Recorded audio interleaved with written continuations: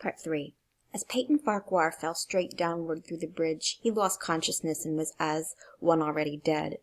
From this state he was awakened, ages later, it seemed to him, by the pain of a sharp pressure upon his throat, followed by a sense of suffocation. Keen, poignant agony seemed to shoot from his neck downward through every fibre of his body and limbs.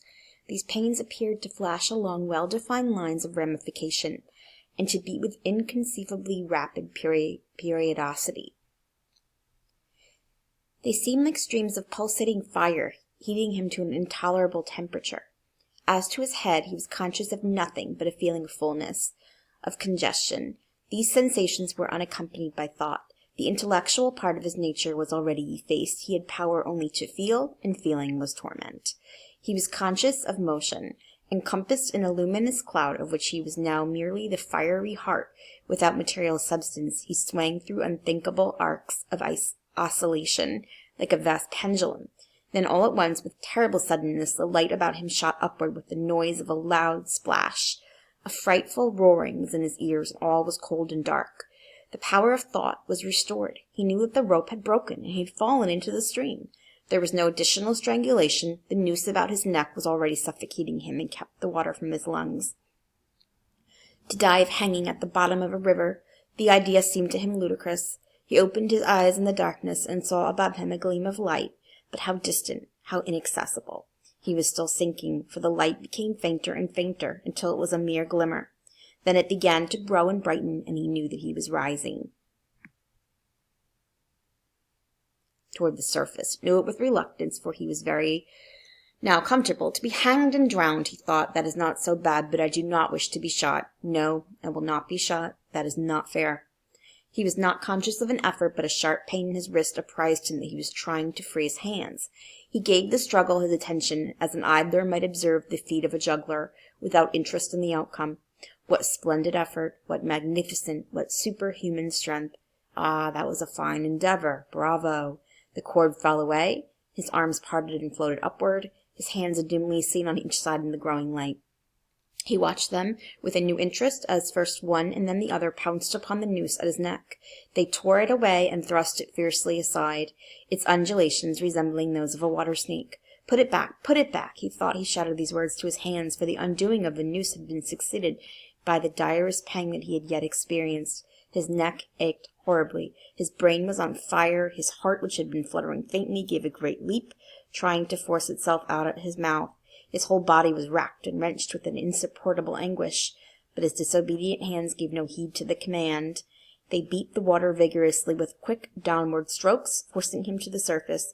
He felt his head emerge, his eyes were blinded by the sunlight, his chest expanded convulsively, and with a supreme and crowning agony, his lungs engulfed a great draught of air, which instantly he expelled in a shriek.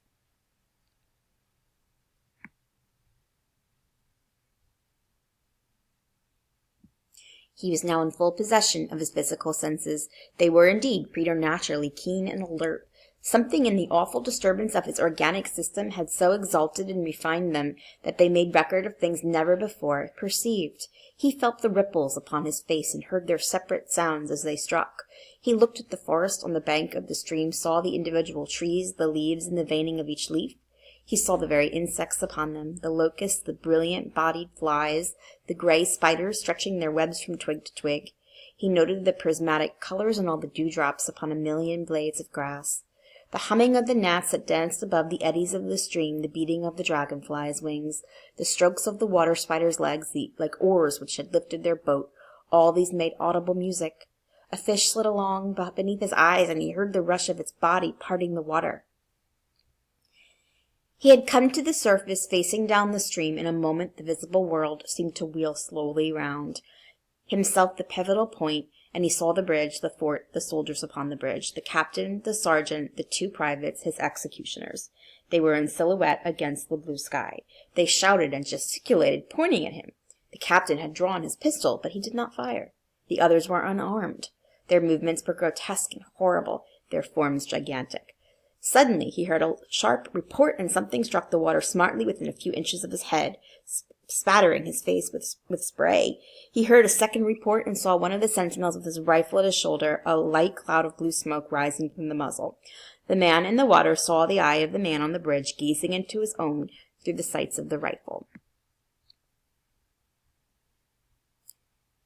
He observed that it was a gray eye, and remembered having read that gray eyes were keenest, and that all famous marksmen had them. Nevertheless, this one had missed. A counter swirl had caught Farquhar and turned him half round. He was again looking up the forest on the bank opposite the fort. The sound of a clear, high voice in a monotonous sing-song now rang out behind him and came across the water with a distinctness that pierced and subdued all other sounds, even the beating of the ripples in his ears. Although no soldier, he had frequented camps enough to know the dread significance of that deliberate, drawling, aspirated chant. The lieutenant on the shore was taking a part in the morning's work. How coldly and piteously, with what an even, calm intonation, presaging and enforcing tranquillity in the men, with what accurately measured interval fell those cruel words, "Company, attention, shoulder arms, ready, aim, fire."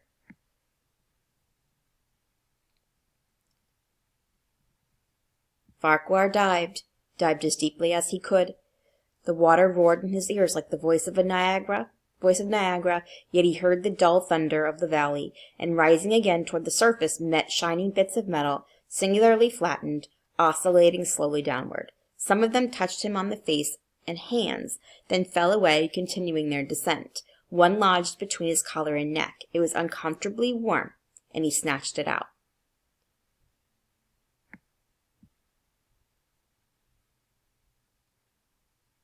As he rose to the surface, gasping for breath, he saw that he had been a long time under water. He was perceptibly farther downstream, nearer to safety. The soldiers had almost finished reloading. The metal ramrods flashed all at once in the sunshine as they were drawn from the barrels, turned in the air, and thrust into their sockets. The two sentinels fired again, independently and ineffectually. The hunted man saw all this over his shoulder. He was now swimming vigorously with the current. His brain was as energetic as his eyes and legs. He thought with the rapidity of lightning. The officer, he reasoned, will not make that martinet's error a second time. It is easy to dodge a volley as a single shot. He has probably already given the command to fire at will. God help me, I cannot dodge them all. An appalling splash within 2 yards of him was followed by a loud, rushing sound, diminuendo, which seemed to travel back through the air to the fort and died in an explosion which stirred the very river to its deeps. A rising sheet of water curved over him, fell down upon him, blinded him, strangled him. The cannon had taken a hand in the game. As he shook his head free from the commotion of the smitten water, he heard the deflected shot humming through the air ahead, and in an instant it was cracking and smashing the branches in the forest beyond. They will not do that again, he thought. The next time they will use a charge of grape. I must keep my eye upon the gun. The gun will apprise me. The report arrives too late. It lags behind the missile. That is a good gun. Suddenly he felt himself whirled round and round, spinning like a top. The water, the banks, the forest, the now distant bridge, fort and men, all were commingled and blurred. Objects were represented by their colors only, circular horizontal streaks of color. That was all he saw. He had been caught in a vortex and was being whirled on with a velocity of advance and gyration that made him giddy and sick. In a few moments he was flung upon the gravel at the foot of the left bank of the stream, the southern bank, and behind a projecting point which concealed him from his enemies. The sudden arrest of his motion, the abrasion of one of his hands on the gravel, restored him, and he wept with delight. He dug his fingers into the sand, threw it over himself in handfuls, and audibly blessed it. It looked like diamonds, rubies, emeralds. He could think of nothing beautiful which it did not resemble. The trees upon the bank were giant garden plants. He noticed a definite order in their arrangement, inhaled the fragrance of their blooms. A strange roseate light shone through the spaces among their trunks, and the wind made in their branches the music of aeolian harps. He had not wished to perfect his escape. He was content to remain in that enchanting spot until retaken.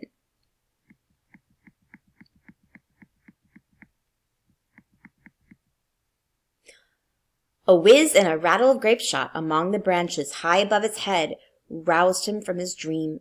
The baffled cannoneer had fired him a random farewell. He sprang to his feet, rushed up the sloping bank, and plunged into the forest. All that day he traveled, laying his course by the rounding sun. The forest seemed interminable. Nowhere did he discover a break in it. not even a woodman's road. He had not known that he lived in so wild a region. There was something uncanny in that revelation. By nightfall he was fatigued, footsore, famished. The thought of his wife and children urged him on. At last he found a road which led him in what he knew to be the right direction. It was as wide and straight as a city street, yet it seemed untraveled. No fields bordered it, no dwelling anywhere. Not so much as the barking of a dog suggested human habitation. The black bodies of the trees formed a straight wall on both sides, terminating on the horizon in a point, like a diagram in a lesson in perspective. Overhead, as he looked upon through this rift in the wood, shone great golden stars, looking unfamiliar and grouped in strange constellations. He was sure they were arranged in some order which had a secret and malign significance. The wood on either side was full of singular noises, among which, once, twice, and again, he distinctly heard whispers in an unknown tongue. His neck was in pain, and lifting his hand to it, found it horribly swollen. He knew that it had a circle of black where the rope had bruised it. His eyes felt congested. He could no longer close them. His tongue was swollen with thirst. He relieved its fever by thrusting it forward from between his teeth into the cold air. How softly the turf had carpeted the untraveled avenue. He could no longer feel the roadway beneath his feet. Doubtless, despite his suffering, he had fallen asleep while walking, for now he sees another scene. Perhaps he has merely recovered from the delirium. He stands at the gate of his own home. All is as he left it.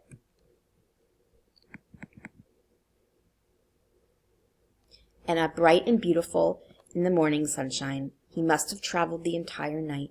As he pushes upon the gate and passes up the wide white walk, he sees a flutter of female garments. His wife, looking fresh and cool and sweet, steps down from the veranda to meet him.